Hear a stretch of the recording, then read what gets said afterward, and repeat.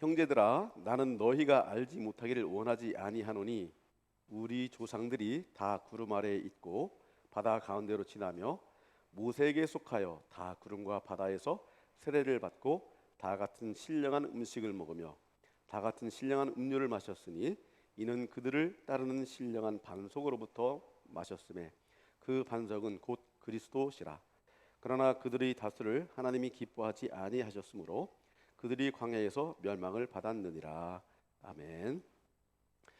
우리 지난주 설교를 기억하시죠? 지난주 설교 제목이 뭐였었죠? 기억하시나요? 예배하는 인간이라고 하는 제목이었었죠.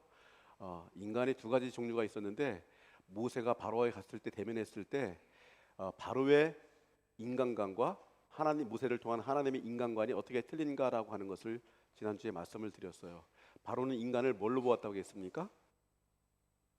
노동하는 인간으로 보았어요. 그래서 그 노동이 그냥 단순한 내가 먹고 살기 위한 노동이 아니고 누군가에게 착취당하고 지배받기 위한 그런 노동, 비극적인 노동의 상태에 있는 인간. 그 노동으로 인해서 특정한 권력자들이 자기 권력을 향유하고 자기 부를 증대시키는 그런 도구로 사용되는 노동. 그래서 그런 노동에 처한 인간은 굉장히 비극적인 삶을 살게 되고 노예적인 삶을 살 수밖에 없는 것이 바로 노동하는 인간의 모습이었다라고 지난번에 말씀을 드렸어요.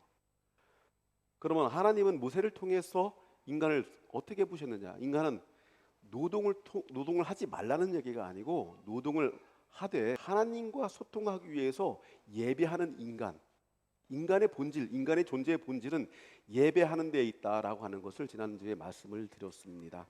그래서 예배는 인간의 존재의 본질이다.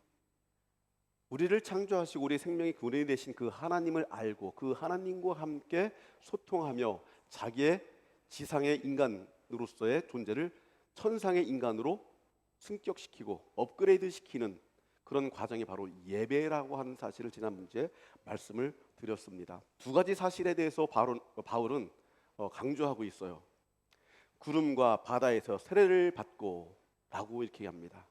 세례라고 하는 것은 우리는 지금 그 약식 세례를 해서 물로 성부와 성자와 성령으로 세례를 주노라라고 이렇게 손에다 물을 찍어서 약식을 하고 있는데 예수님 당시의 세례는 이런 약식 세례가 아니고 물속에 풍덩 담그는 세례였습니다. 이 바울은 그 당시에 홍해 바다를 건너고 구름 기둥 아래를 건너서 사막을 건넜던 이 당시의 역사적 사건을 거론하면서 이렇게 얘기해요. 그것 자체가 하나의 세례였다라고 이렇게 얘기합니다.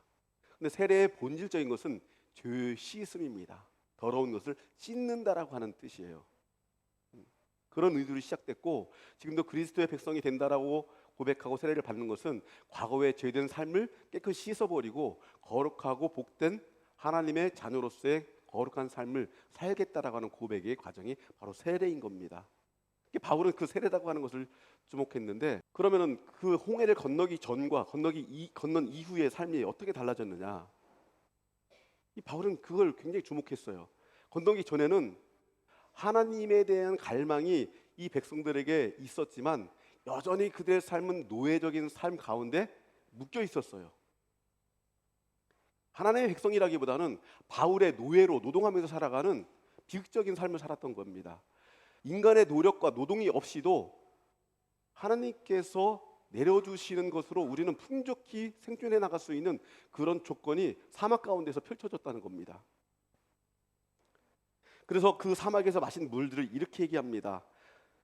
3절부터 보게 되면 다 같은 신령한 음식을 먹으며, 이 신령하다고 하는 것, 인간의 노동을 통해서 얻은 결과물로서의 음식이 아니고 하나님께서 우리가 원치 않았음에도 불구하고 공급해 주시는 그 음식, 하나님께서 주시는 그 음식이 얼마나 신령하냐.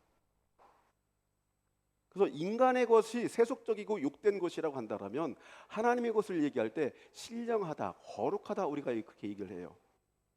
하나님께서 주신 것이기 때문에 그 음식이 신령한 음식이다라고 하는 겁니다.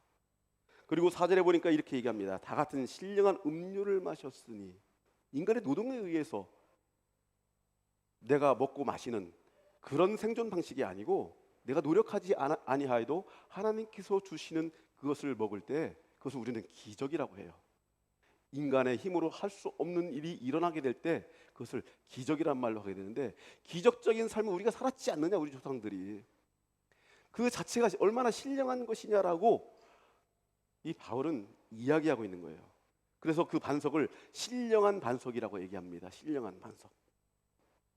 그 반석이, 그런데 궁극적으로 그 신령한 반석은 무엇이냐? 예수 그리스도다 라고 바울은 얘기합니다. 예배는 인간의 관점에서 하나님의 관점으로 우리가 올라서는 것이다. 인간의 관점으로 볼 때는 이 지상의 것들이 너무 지상의 것들에 집착해서 하나하나 바라보게 되니까 불안하고 초조하고 두려운 것, 삶이 그래서 괴롭고 힘든 것, 이것이 인간의 관점 때문에 그렇다고 말씀드렸어요.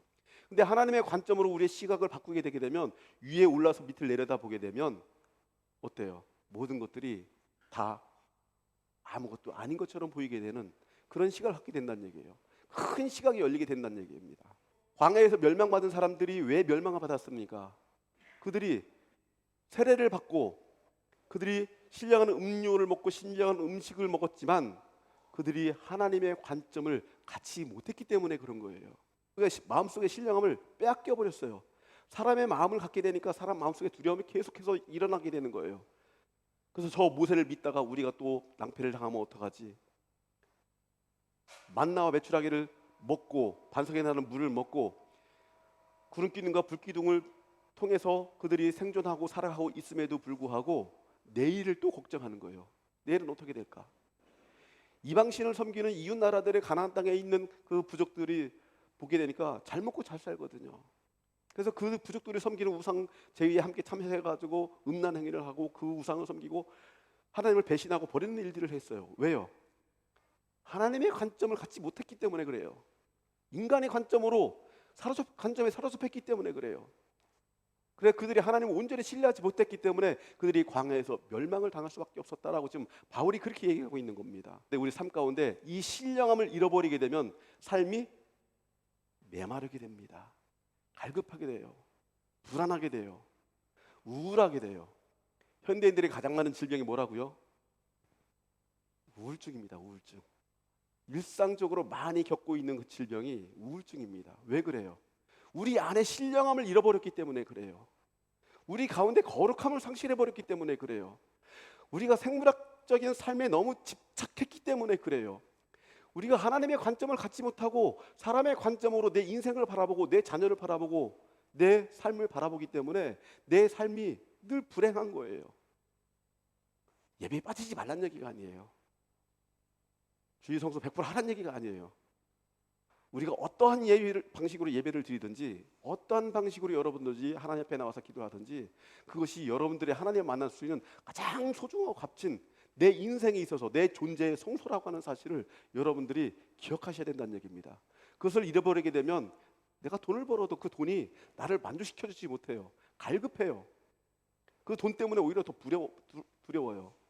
내가 이만큼만 벌었으면 좋겠다, 내가 200만 벌었으면 좋겠다, 300만 벌었으면 좋겠다 했는데 그 목적을 달성해요.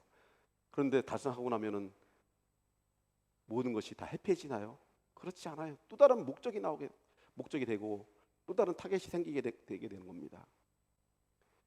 우리의 마음속에 성소가 회복되고 신령함이 우리 가운데 가득 차게 되면 그런 것으로부터 우리가 자유하게 되는 상태에 이르게 된다는 겁니다.